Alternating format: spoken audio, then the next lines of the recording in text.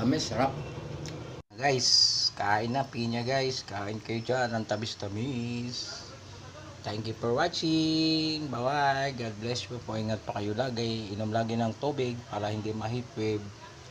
Bye-bye. More follow.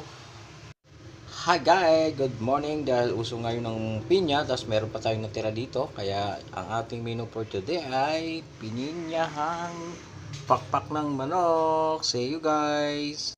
Ang bawang, sunod ang sibuyas, ang pakpak ng manok,